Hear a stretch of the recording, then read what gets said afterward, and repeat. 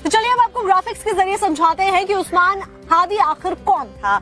शेख हसीना के तख्तापलट का ये प्रमुख चेहरा रहा है। इंकलाब मंच के संस्थापकों में से एक था उस्मान हादी। तो आप सोचिए कि पहले शेख हसीना का जो तख्तापलट होता है वो होता हुआ नजर आता है, उसके बाद में जो व्यक्ति इसके लिए जिम्मेदार ठहराया जाता है उसका भी तख्तापलट हो जाता है। फिलहाल मौत हो गई है उस्मान हादी की। भारत का कट्टर विरोधी हसान जो उस्मान हादी है शुरू से रहा, कुछ दिन पहले ग्रेटर बांग्लादेश का नक्शा उसके द्वारा जारी भी किया गया था। नॉर्थ ईस्ट बिहार, बंगाल, उड़ीसा को अपना बताता रहा है और साथ ही ढाका आज सीट से इस बार चुनाव लड़ने वाला था। इसके साथ में 12 दिसंबर को चुनाव प्रचार में उसके सिर में गोली मार दी गई थी, जिसके बाद में अस्पताल में भर्ती कराया गया, सिंगापुर में रेफर किया गया और वहां पर दम तोड़ दिया जाता है। तो ऐसे में सिंगापुर के अस्पताल में भर्ती था और उसके बाद में उसकी मौत हो गई है। उसी के बाद से हिंसा भड़क उठी है और इसी के साथ में लगातार जो आगजनी है वो की जा रही है। आपको बता दें कि पूर्व मंत्री बीर बहादुर के घर को आग लगा दी गई।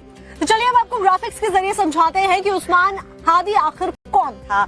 शेख हसीना के तख्तापलट का ये प्रमुख चेहरा रहा है। इंकलाब मंच के संस्थापकों में से एक था उस्मान हादी। तो आप सोचिए कि पहले शेख हसीना का जो तख्तापलट होता है वो होता हुआ नजर आता है, उसके बाद में जो व्यक्ति इसके लिए जिम्मेदार ठहराया जाता है उसका भी तख्तापलट हो जाता है। फिलहाल मौत हो गई है उस्मान हादी की। भारत का कट्टर विरोधी हसान जो उस्मान हादी है शुरू से रहा, कुछ दिन पहले ग्रेटर बांग्लादेश का नक्शा उसके द्वारा जारी भी किया गया था। नॉर्थ ईस्ट बिहार, बंगाल, उड़ीसा को अपना बताता रहा है और साथ ही ढाका आज सीट से इस बार चुनाव लड़ने वाला था। इसके साथ में 12 दिसंबर को चुनाव प्रचार में उसके सिर में गोली मार दी गई थी, जिसके बाद में अस्पताल में भर्ती कराया गया, सिंगापुर में रेफर किया गया और वहां पर दम तोड़ दिया जाता है। तो ऐसे में सिंगापुर के अस्पताल में भर्ती था और उसके बाद में उसकी मौत हो गई है। उसी के बाद से हिंसा भड़क उठी है और इसी के साथ में लगातार जो आगजनी है वो की जा रही है। आपको बता दें कि तो चलिए अब आपको ग्राफिक्स के जरिए समझाते हैं कि उस्मान हादी आखिर कौन था।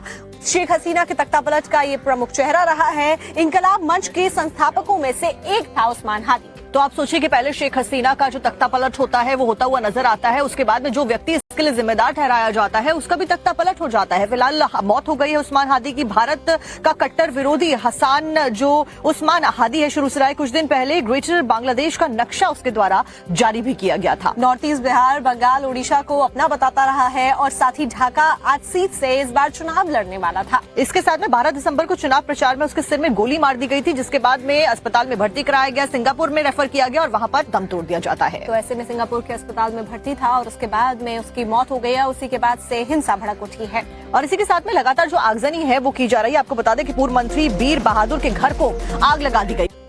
तो चलिए अब आपको ग्राफिक्स के जरिए समझाते हैं कि उस्मान हादी आखिर कौन था। शेख हसीना के तख्तापलट का ये प्रमुख चेहरा रहा है। इंकलाब मंच के संस्थापकों में से एक था उस्मान हादी। तो आप सोचिए कि पहले शेख हसीना का जो तख्तापलट होता है वो होता हुआ नजर आता है, उसके बाद में जो व्यक्ति इसके लिए जिम्मेदार ठहराया जाता है उसका भी तख्तापलट हो जाता है। फिलहाल मौत हो गई है उस्मान हादी की। भारत का कट्टर विरोधी हसान जो उस्मान हादी है शुरू से रहा, कुछ दिन पहले ग्रेटर बांग्लादेश का नक्शा उसके द्वारा जारी भी किया गया था। नॉर्थ ईस्ट बिहार, बंगाल, उड़ीसा को अपना बताता रहा है और साथ ही ढाका आज सीट से इस बार चुनाव लड़ने वाला था। इसके साथ में 12 दिसंबर को चुनाव प्रचार में उसके सिर में गोली मार दी गई थी, जिसके बाद में अस्पताल में भर्ती कराया गया, सिंगापुर में रेफर किया गया और वहां पर दम तोड़ दिया जाता है। तो ऐसे में सिंगापुर के अस्पताल में भर्ती था और उसके बाद में उसकी मौत हो गई है। उसी के बाद से हिंसा भड़क उठी है और इसी के साथ में लगातार जो आगजनी है वो की जा रही है। आपको बता दें कि पूर्व मंत्री बीर बहादुर के घर को आग लगा दी गई।